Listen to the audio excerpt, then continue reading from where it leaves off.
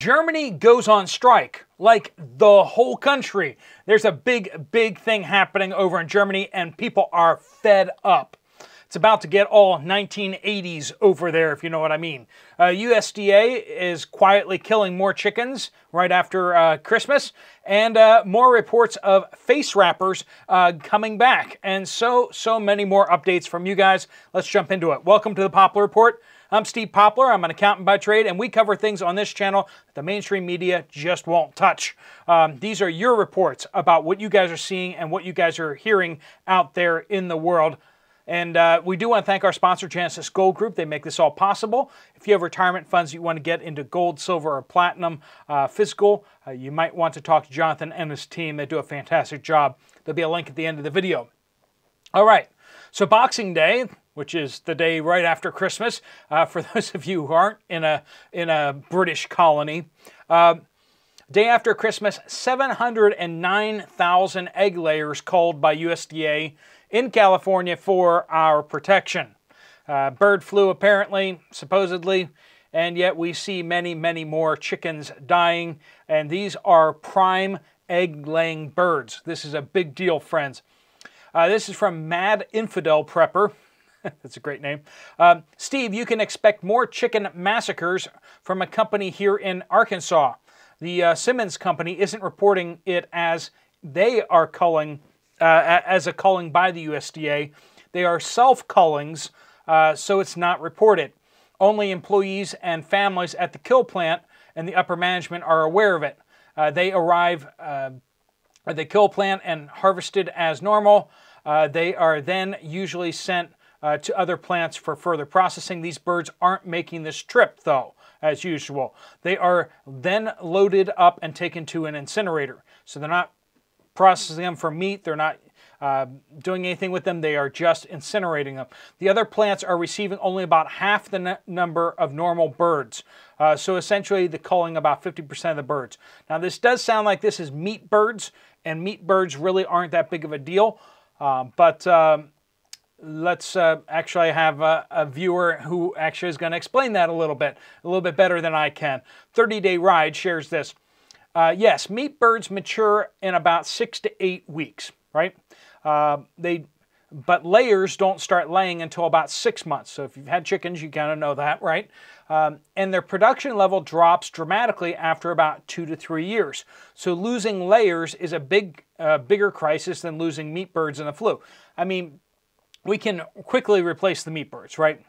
What's happening now is that we're going through this forced cull year after year consecutively. We had massive cullings of egg layers last year, and we're doing it again, and that's causing problems because both require hens laying eggs, right?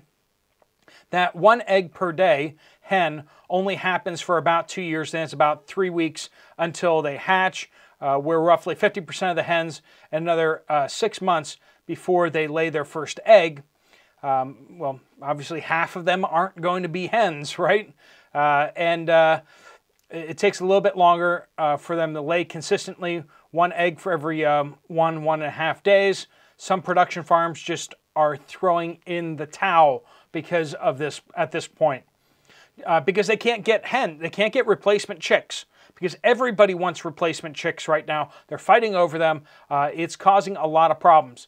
Just to make matters even worse, the feds want to stop the transport of eggs, birds across state lines. It's like they're waging war against the whole egg industry. So if you don't think that we have a problem here, friends, listen to what's happening. Biden will probably try to stop the post office from accepting them too. Right now you can ship eggs through the post office, but they'll probably stop that because they're trying to keep them from going across state lines. There's been so much happening that I haven't checked the status on these bright ideas from our beloved masters in a while. It's hard to keep up these days. Also, did you know that there are several states with laws against sharing seeds? I didn't know. I don't know how many of them enforce it, but with these sadistic jerks in office, it'll probably be a good idea to get any of that off the books before they decide to. So be aware that some states are potentially going to enforce the whole not sharing seeds thing. So if you're doing that, make sure you start doing that a little more off-grid. Anyway, and always follow your local laws, right? T-Knit says, another farmers' protest is scheduled for this coming summer in Germany. Oh, okay. I was there like, August? Why? The 8th of January. You just have the, you do the dates differently than us, right? Sorry about that. 8th of January, the government wants to cut reduced diesel price for farmers and wants to implement vehicle taxes on agricultural vehicles.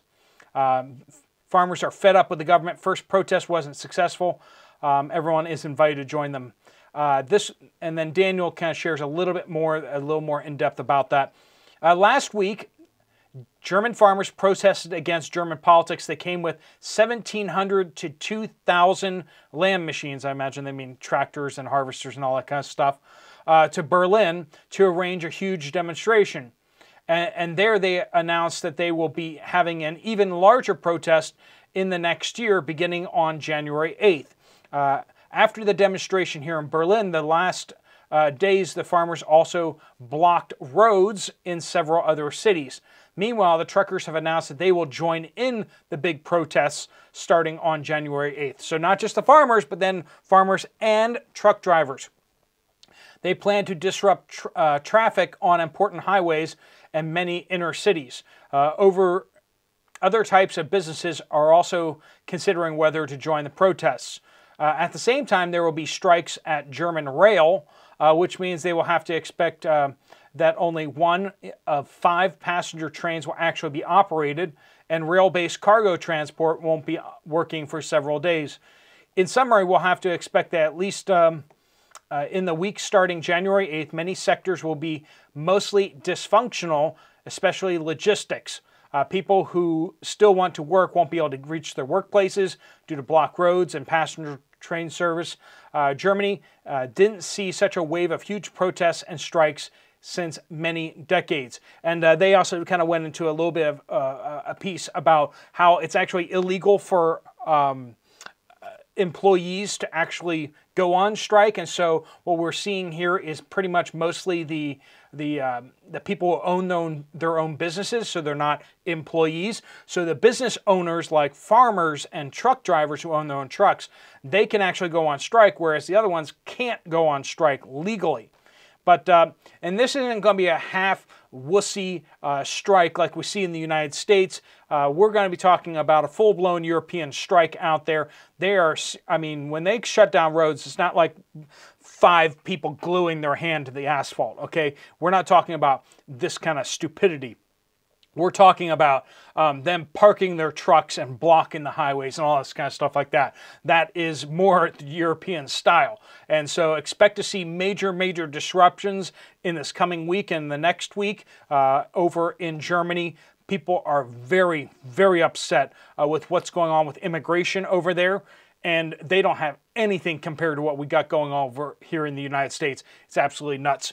This is from Bella. Can't find hard lima beans down south. Walmart has been out for 3 months. Other stores also. This is from Southwest Louisiana. Sherry says, my home insurance is now doubled. In Washington State, also requiring masks at our hospitals again. So that is spreading. We're getting more reports of maskings, requirements out there all over the place. This is from Wide Awake. Hi, Steve. Our family has tire/auto repair shops in Rapid City, South Dakota. One of our customers who is in the repo business was talking with me yesterday. We were discussing the economy in our businesses, and I brought up that I had heard that there were over 25,000 to 30,000 repos per day. He said he is working off a national hot list of 850,000 plus repos that needed to be done. When we were done speaking, he said he needed to get going and make some pickups, but everything is fine, right? That's huge.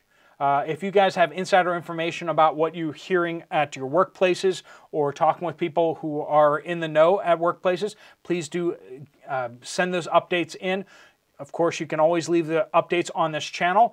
Any video on this channel, leave a comment, use the word update, and give us some sort of geographical location if possible. If you need to keep a little more anonymous, you can always email that directly to me at poplarpreparedness@gmail.com. You can find that in the About page or down the description. So this is from another viewer. Right now in Canada, we are having problems spending our money.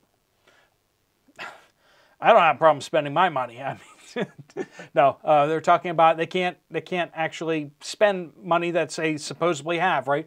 Debit machine systems have gone down twice in 3 days. Our bank was closed today, so no going to the teller. Don't forget to keep cash on hand so you can buy a tank of gas. I don't consider myself a prepper, but I am prepared by storing a good supply and assortment of non-perishables. I can fruit and ingredients for prepared meals and meals in a jar. I know what is in my food, and I'm a genuine recycler when I put my jars back on the shelf. I learned it at my mother's hip. Well, you may not call yourself a prepper, but we may actually call you. I don't know. You know, what you call yourself. We are people who are trying to be prepared for what's coming, right? If you're not prepared for what's coming, it doesn't matter what you're going to call yourself. You're going to be in a world of hurt. You know, there's labels thrown around all over the place. This person calling that person a this and that. I mean, some people really don't like the term preppers because there have been some TV shows with like doomsday preppers and stuff like that, and it's just kind of giving people a bad name out there. I just watched a little bit of Doomsday Prepper because I realized that the first episode is Southern Prepper 1, and I was there like, oh, I watch him sometimes. Oh, that'd be fun to see him on TV. So I watched his little segment of that. But you know, okay. So if you don't like the name, doesn't matter. Just do what your great-grandmother would have done, right?